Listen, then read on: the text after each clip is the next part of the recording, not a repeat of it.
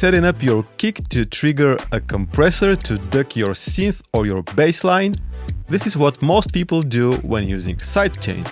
But in this video, we're gonna explore a couple of different scenarios that can provide different results and inspire new directions for your music or simply speed up your workflow. Let's get into it. And so the first tip is that if you are sidechaining for a creative rhythmic effect and not to solve a frequency problem, try sidechaining to the whole drum group instead of just the kick. So let's first hear how it sounds without sidechain compression.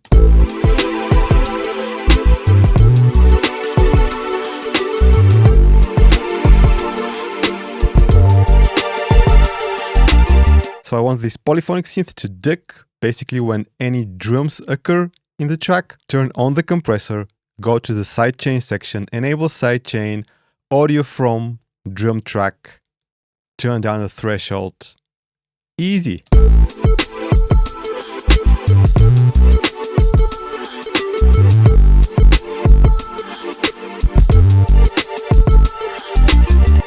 And so this way the synth doesn't get in the way of the other sound, it cleans up the mix really nicely while providing this pulsating effect on the synth at the same time.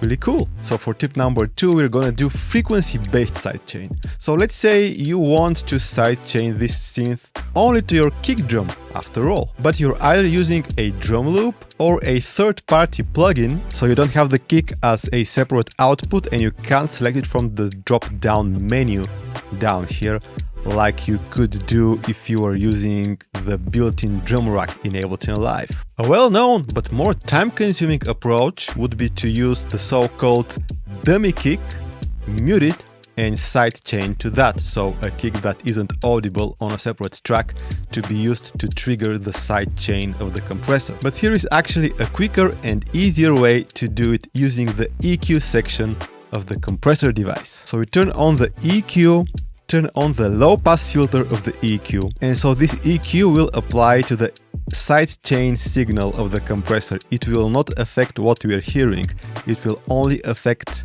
what the compressor is reacting to.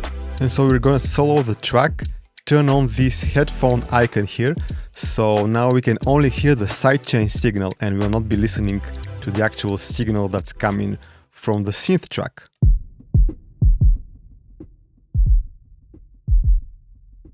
So if we turn the frequency of the filter all the way down, we can hear that only the low frequencies will trigger the sidechain. And in the low frequencies, we only have the kick. So let's get out of this preview mode with the headphones and hear what it's gonna sound like.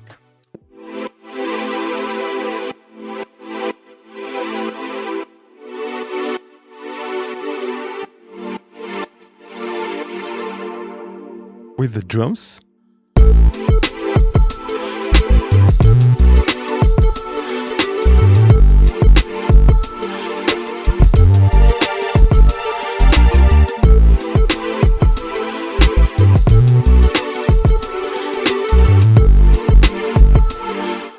And so we still have a bit of bleed from the snare, but if you fine-tune it a bit, it works really well for making sure only the kick drum will trigger the compressor, even though we don't have access to the kick drum on a separate output. And here is the next tip. We can actually achieve this effect without using the compressor or sidechaining at all. In Live 11 Suite, we have the envelope follower Max for Live device in the effects section, and we can use that to achieve the same ducking effect. So here's how it sounds without it.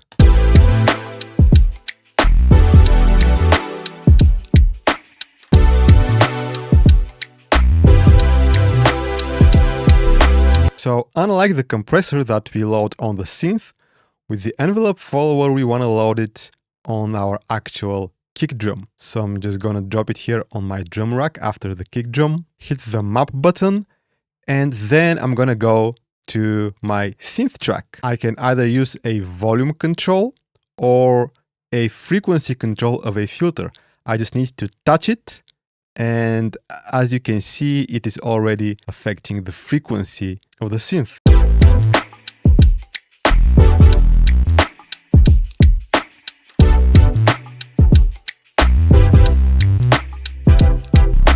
Let's see how to mimic the regular sidechain compression effect with the envelope follower. So we need to find a volume control for our device. The easiest way would be to just drag and drop a utility and use the gain of the utility. So I'll go back to my drums, hit the map button, go back to my synth and hit the gain button. But as you can hear,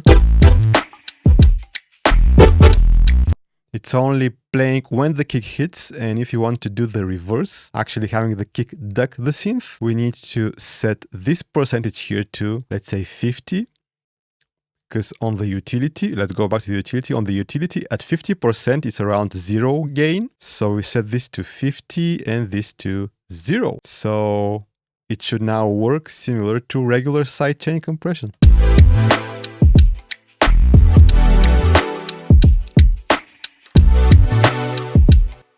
And use the gain here on the envelope follower to make it more pronounced.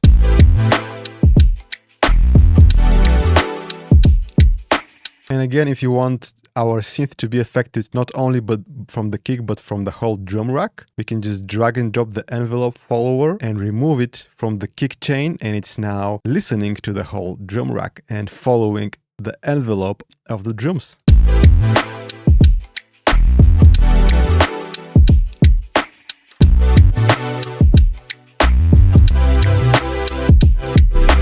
So I find that using the envelope follower makes for a more precise and more snappy sidechain effect. You can use whatever you want, personal preference, but this one's really cool. And also bear in mind that other devices like the glue compressor, the gate, the auto filter, they also have sidechain inputs, and you can create incredibly dope effects using these.